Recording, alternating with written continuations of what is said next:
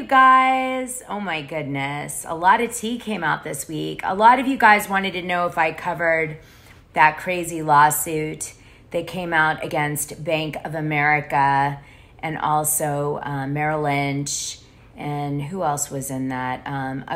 A real estate company. And the answer is I did cover it, but I covered it in the Patreon in the bonus audios on Monday. I dropped it a day early because I was like, oh my gosh. And many of you asked what I think about it, and it does implicate Tom Girardi and Erika Girardi, and it implicates Mauricio Umansky and Rick Hilton, but they're not named as parties in the suit. As far as I can tell, it is a legitimate lawsuit. There are several filings on the docket on one of the lawsuits. There's me scrolling the docket on the case, so you know it's like a lot of filings. Therefore, it isn't just a BS filing.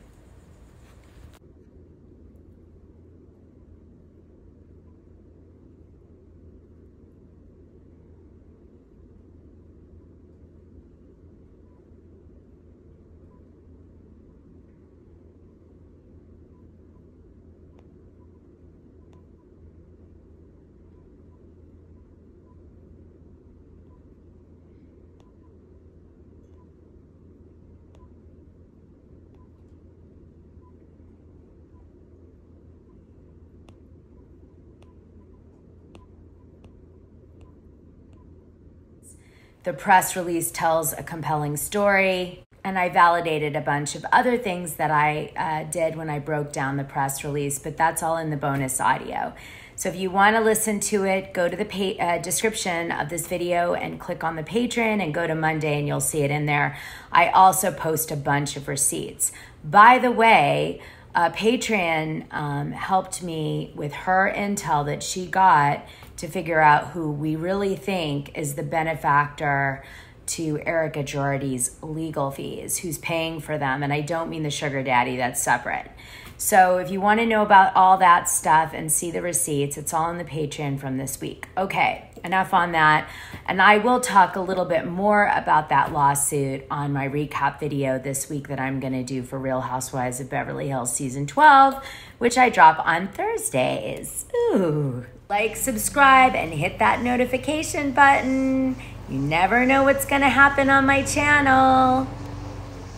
Never know. So you remember the butler, Marco Vega, on Ultimate Girls Trip Season 2? He was the one always getting yelled at because he was bringing food to the women in their bedrooms, and that was a rule that Dorinda made on her house, Bluestone Manor, that you couldn't have any food in the room. She had these plaques up and all this stuff. Well, just to give you some insight, I thought that was kind of weird, right? That whole thing with the rules and stuff. But it turns out that Dorinda Medley is Airbnb-ing Bluestone Manor. So it makes sense that she does like a lot of the guidelines of Airbnb, like the plaques with the rules and all that stuff, and why she was being so strict, because she's actually renting it out. And I think she was trying to kind of depict the way that she wants guests to think of the house on the show as a rental. Okay, so I just wanted to share that with you guys. But anyway, this Marco guy, out of the blue, goes on Instagram looking for a job. And he's like, hey, I'm in Puerto Rico. I'm married. I'm not looking for a hookup. I'm looking for a job. Here's my Venmo account. I'm not a butler.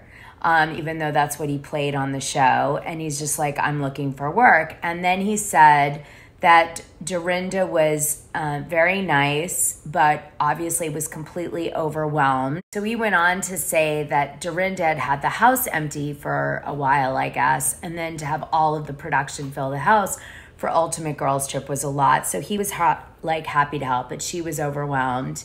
And they originally had a different butler casted for the show, but that butler, for whatever reason, dropped out. And so a friend of a friend referred him, and he agreed to do it. So I guess he must have either been in the area and went and did the house, or they flew him down. I don't know how he got referred. But anyway, he ended up in the Berkshires from Puerto Rico. Weird. So he spilled a bunch of gossips. I thought I'd share some of it with you. I didn't cover Ultimate Girls Trip Season 2. Some of you know why. I've said it in the Patreon, why I didn't cover it, but I will be covering Season 3. So then a fan, I guess, did a little bit of a dive on him, and they found out that he was a serious actor and had done some serious stage work. And the fan said, "Why would you ever agree to do the Housewives gig? I'm sorry they humiliated you and harassed you. I hope you get some serious work from this experience." This was what the fan said. And I guess he was referring to the day with the food and all that. I don't know. I haven't finished the season yet. But anyway, he responded, "As an actor, we're told to always be present, but every job comes with an expiration date. One job was ending and I needed work.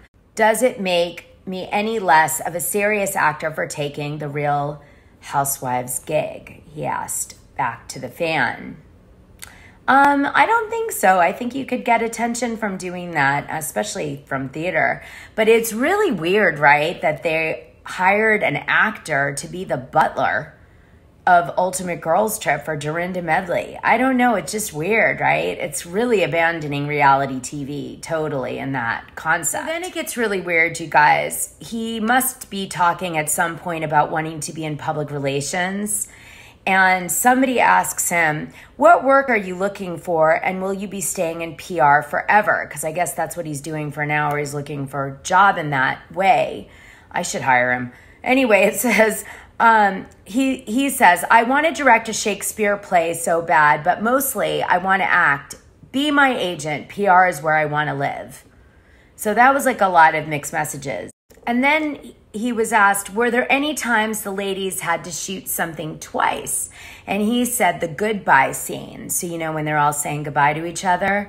He said some of the ladies were in such a rush to get out of there. I guess they were, you know, not doing a good job in saying goodbye for the cameras. Huh. You think that would be the easy one? Then they asked if he would like to do the show ever again, and he just sort of did a shrug, I guess, like if they offered me enough money, probably, I guess. And then they said, had you watched any of the Housewives before doing the show? And he said, no. That was a mistake. Then the fans asked how many dirty messages he's gotten since he was on TV, and he said too many. And he said, why is everyone so worried about my sexual orientation? And he said, I'm taken, you can move on. Sorry, not sorry. Someone was detected. Sorry, the alarm went off. I hope you heard that. Gardner's here. He said Dorinda was super sweet, like a doll. No, he didn't say the doll part, but I really wanted to use this filter. But he said she was really sweet, and he would only do another season of Ultimate Girls Trip if she was on that season. How loyal. Then a fan says, do you smoke pot? He says, yes, I smoke pot daily. They asked, did you smoke pot with Ava? He said, no, I didn't smoke pot with Ava, but if she had offered to smoke pot with me, I would have dropped my cold white wine glasses on the floor and joined her. So I guess he was gung-ho to smoke pot with Ava. And, you know, they made a big thing about Ava being a big pot smoker at the front of the show, which I guess is why this question came up. Simply said, look, I wasn't trying to become part of this housewife universe, but here I find myself. And, you know, it wasn't a bad experience, but I was just a butler. So, you know, I don't know. I guess he got some attention from it. He said he liked Jill the best, with Dorinda, of course. And the least person he connected with was Tamra, which is a nice way of saying she probably wasn't that nice to him. Anyway, he said he was mainly a fly on the wall, so he didn't get that many opportunities to interact with the women. Oh, except when he was forcibly stripped, which I haven't seen that episode yet. It must be coming up. I think I'm on 4, or 5. So it must be coming up. He must get killed in the episode by some housewife chick, probably Brandy. They also asked if he acted different in any way when the cameras were around, and he was like, of course I did, wouldn't you? I don't know. I mean, maybe I'm missing something, but the guy wasn't that charismatic. Am I missing something? He said the most difficult housewife was Vicky, Gunvalson, and Dorinda. Does that surprise you guys? Not me. So in other words, Tamra was the least he connected with, probably the least friendly or approachable. And Vicky and Dorinda were like high maintenance pain in the ass. Shocking? Not very shocking for me. What do you guys think? Is that shock you that he felt that way? He also said that he really resented having his shirt ripped off him, and he felt, I would say, violated. We love the word violated lately. Ever since Crystal threw that really dramatic word out, I have to use it. Anyway, he felt really pissed when they took the shirt off. His exact words was, "I was not happy. I am not okay with it. Check the footage. In that exact moment, I was not happy." So there you have it. See? It's like, can be really piss you off what happens on national TV sometimes. He must have hated watching the show. He said his favorite housewife was Ava. You guys said she wasn't that likable on the franchise, but on her franchise, but I thought she was very likable on Ultimate Girls Trip season 2. It surprised me. I want to say this. He did say his pay was awful that they paid him on Ultimate Girls Trip. Real crap. So I'm thinking he had a day rate probably of like no more than 800, maybe even as low as 500 a day. And he did what, 7 days? So, I mean, I'm thinking that's what they paid him. What do you think? It might be less. It could be 2,500. I heard some people on certain networks, that's all they get for like a week on reality shows, like the Food Network. Well, that's all the tea he spilled, but it was real tea. It was honest, which I really appreciate. Sometimes, you know, the tea that's dropped is kind of BS publicity tea, and this was really him saying, you know, and the Butler on season 1 also spilled the tea, by the way. I did a whole episode of DecaDish on that one, on what he said. If you want to see that, go into the Ultimate Girls Trip playlist. He spilled a lot of tea. His wife was pissed because of what happened with Luann. Yeah, I'm sure this guy's wife was pissed too. That's why he kept saying, like, get off me about my sexuality and trying to sleep with me. Oh my God, the gardener's right in front of my door. He must be like, what the hell are you doing on camera? Who are you, weird lady? Okay, so now I'm going to play you Ultimate Girls Trip Season 3, a little like FU that Ultimate Girls Trip Season 3 girls gave to Season 2 and Season 1 girls. They were like, we're the hottest girls yet. And I do think that's what they meant, okay? I think they were trying to be catty. Anyway, I'll play the video so you can see. Do you think they're going to beat out the other 2 seasons? Comment below. Let me know. Do you think Ultimate Girls Trip Season 3 Thailand is going to beat Season 1 and Season 2? So far, I think Season 2, as much as it kills me inside to say, was better than Season 1. But who knows? Let's take a look at what they're bringing in their, I don't know, like, what is this video? Like a Come For Me video or something. By the way, there was music, but I can't play it for copyright reasons.